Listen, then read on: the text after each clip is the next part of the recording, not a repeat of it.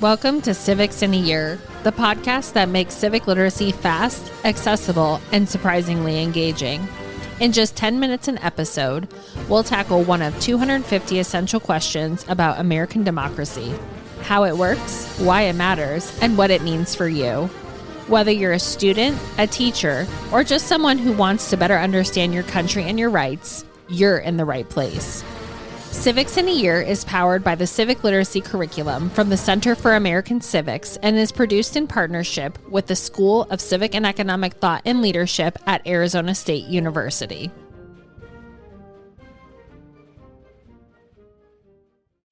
Welcome back to Civics in a Year. If you have not listened to the episode before this, we talked about the rise of prohibition, and Dr. Weinberg is back with us. And Dr. Weinberg, it is no surprise to anybody that prohibition fails, I think, miserably, but maybe you have a different thought. So what leads to the fall of prohibition and the passing of the 21st Amendment? So the question of did prohibition fail is actually a more complicated one. Oh. So if you look at the metrics of total alcohol consumption in the United States, it drops precipitously and it stays down, right? This is one thing where, like, in the last podcast, like, why are people for prohibition? People drank a lot. Like, if you go back and look at the consumption numbers, it's frightening. So prohibition succeeds to the extent that it reduces overall alcohol consumption at an aggregate level. What it does, though, it gets sort of normal people not to drink, and it creates a subculture of people who are drinking a lot, and they are willing to play around with criminal stuff to do it. So prohibition generates a really striking sort of culture of lawlessness that is concerning to people. The striking thing, though, is that the main argument that gets used against prohibition for a long time is actually still a federalism one. This isn't just me because I'm a federalism scholar. Like, if you go back and look at the debates, the most common argument by the groups trying to repeal the 18th Amendment say, we don't care what the states do. We just don't think that this is a federal thing. It's inconsistent. All the arguments you have about federalism, right? Like, there's different cultural norms, there's different religious norms, there's different whatever, right? In throughout the United States. It doesn't make sense to have a one-size-fits-all policy. And that's largely what the grounds are about. And it also is fought about, and again, in a weird kind of constitutional sense. We've talked before about the so-called commandeering doctrine and the anti-commandeering doctrine, which says the feds can't make the states do their dirty work for imposing federal policy. But the 18th Amendment is weird because it creates a constitutional mandate. So the question is, are the states required to enforce the 18th Amendment? And at the time, this is unclear. George Wickersham, who had been I think he was Roosevelt's or Taft's attorney general, he says, look, I don't care about prohibition as an issue, basically, but it's actually unclear from the amendment text who's supposed to enforce it. And that, or whether do the feds need the state's permission? Because the language is that the feds and the states shall have concurrent authority to enforce that. Does that mean that they just each have it? Does that mean they each have a mandate? Does that mean they have to agree? Do they have to concur on what kind of policy will be set in their state? Wickersham says, I have no idea. And implicitly, like, I was the Attorney General of the United States. I can't read this and figure this out. What can any normal person do? What can Congress do? And the members of Congress don't have a clear answer on this. And so what you start seeing is states saying, we don't have to help. Maryland never passes a prohibition law. It is the one state that never, this is where they get the nickname the Free State, if you ever see that on any of their materials. It comes from the fact that they were regarded as the one state that didn't do prohibition. Can a state repeal a law that it has passed, or is that a violation of the Supremacy Clause, right? If a state, because now we have prohibition.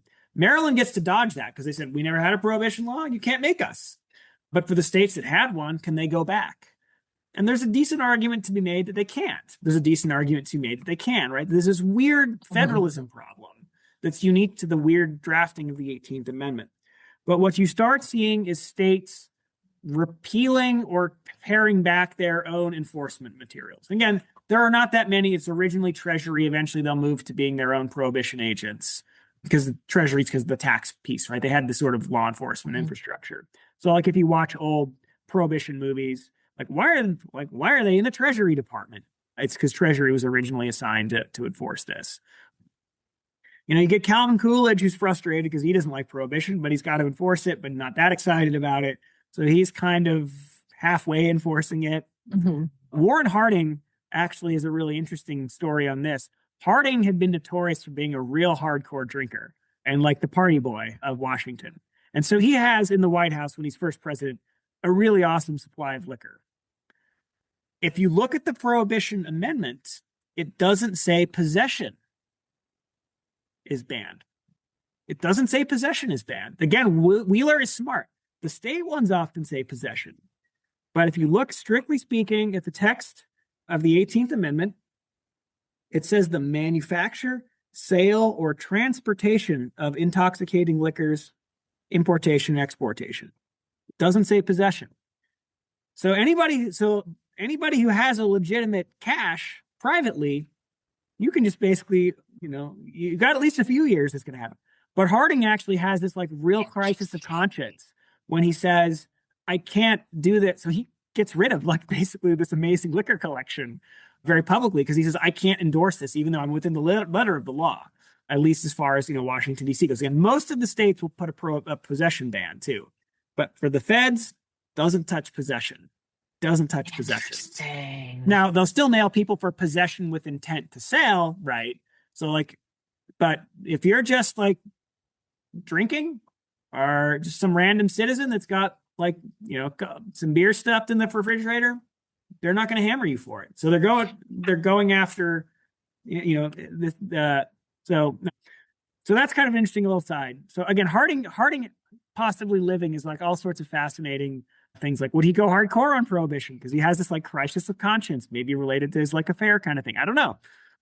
But so prohibition had always been attacked as a violation of federalism. Mm-hmm. There is a pushback against people who just say well, this is stupid. I don't believe in the rule of law. It creates, obviously, organized crime is basically a product of prohibition. So, building all the infrastructure for that. So the other, what ultimately, so it's getting attacked. It's sort of teetering. The Democrat, it's originally sort of a nonpartisan thing, but by virtue of incumbency, the Republicans have to endorse it. So prohibition basically hammers incumbent federal Republicans, but incumbents of basically any stripe, right? If you're a Democrat and an incumbent, you get hammered because you got to enforce it. You took an oath to the Constitution. But at a federal, it sort of becomes a Republican thing because of Hoover. Hoover's very excited about prohibition. Hoover, as we'll talk about, is more of a kind of a progressive than a libertarian. So he's all for it. Eventually, in the Depression, the Republicans are getting hammered for it politically. Mm-hmm. And if you go back and look at the 1932 debates, and this will sort of foreshadow FDR and Hoover, they're not fighting about the Depression nearly as much as they're fighting about prohibition. There's not this if you vote for Hoover, you get laissez-faire. If you vote for Roosevelt, you get the New Deal. They're kind of mixed on that. So we'll talk more about that. Mm-hmm. Prohibition is the main fault line because Hoover says by this point, he says, all right, if we want to redo prohibition, fine, but I will enforce it until then. Again, which is probably to his credit at that point, is a matter of the rule of law. FDR, as I've indicated before, is rather cynical with such things. And so he says, we just won't count beer as intoxicating. So if I'm elected, we will work to get rid of the 18th Amendment, but we'll legalize beer in the interim. Mm-hmm. And that's actually what will happen. So Roosevelt maneuvers the prohibition debates in 32 in a way to push aside both Al Smith, who had been his mentor and the leading opponent of prohibition in the 1920s, I think is fair to say. Roosevelt had been his advisor, and Roosevelt had been really cynical in basically convincing Smith how to play the game. And then Roosevelt, in ways that Smith thought was inconsistent with the rule of law. And Roosevelt does it again in 32. And so he gets the Democrats to endorse this really, really anti-prohibition platform so that then Roosevelt can say, well, look, the cool thing about Al Smith and then Albert Ritchie, who's the Maryland governor, who's built a political career on I am the libertarian guy who hates the federal government and particularly prohibition. Roosevelt pushes them both aside. So the 32 election becomes the Democrats as the anti-prohibition party. The Republicans is the sort of still kind of prohibition party. So, but ultimately then what also helps put it away, a little other thing is happening in the late 1920s and 1930s. What's going down in the world economy, Liz? There's some depressions, there's some rise of fascism. I feel like there's lots of things going on in the 30s, but the 20s too? Late 20s. If you're a state government or the federal government, where did you make a lot of your money? Liquor taxes. Mm-hmm.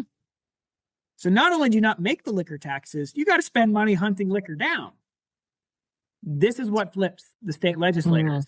It's basically cheap green eye shade accountants say, this is expensive, this was profitable. And so during the Depression, you see many of the folks that had said, like, look, we just got to stick with this for the rule of law. By the end, they're saying, all right, like, this was a mistake. And so prohibition gets proposed by Congress. They're pretty sure they can still get through the legislators, but they're not totally convinced the Anti-Saloon League is like totally and utterly destroyed. So they send it to popularly elected conventions. This is the only constitutional amendment, the 21st Amendment, that uses this technique. And you get some really fun stories. I think it's Elihu Root or one of the other allies. Root's really old by this point. I think he's the one that comes literally dressed as a pallbearer to the New York convention. Like, they're really theatrical about this. They're having fun, basically just trolling the end of Prohibition. Okay.